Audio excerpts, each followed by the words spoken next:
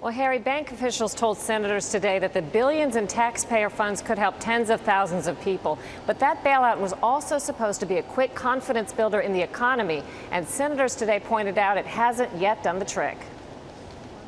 It is still confounding to me why the Secretary of the Treasury and others refuse to understand this is the heart of the problem. With foreclosures still on the rise, Senator Chris Dodd said the bailout has done little to stop the bleeding. Today, he led questioning of executives from 4 top banks that have received a combined $75 billion in taxpayer funds: Goldman Sachs, Bank of America, J.P. Morgan Chase, and Wells Fargo. All that money is supposed to jumpstart consumer loans, but there's been no measurable impact so far. When asked whether they're hoarding the money, the bankers insisted they're ready to loan to the right borrowers. We're certainly there to lend to any credit-worthy individual or business, but we've got to do it judiciously, as you expect us to.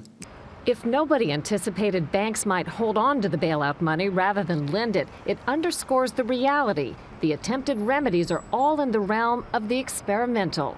At this critical moment, none of us in this room have ever lived through anything like we're going through. Today, senators wanted to make sure bailout funds won't be used for one thing: fat bonuses for bank executives. Goldman Sachs and Morgan Stanley have each reportedly set aside more than $6 billion for end-of-year bonuses. The bankers promise it's a different pool of money from the taxpayer funds. Wells Fargo doesn't need the government investment to pay for bonuses or compensation. It flies in the face of reality that you can somehow draw these bright lines between public monies and private monies and retained earnings when it comes to some of these issues. Senators today said that if there isn't more evidence soon that lending is picking up and foreclosures are slowing, Harry, Congress could step in. Sharyl, the government has allocated about half of that $700 billion. What happens to the rest of it?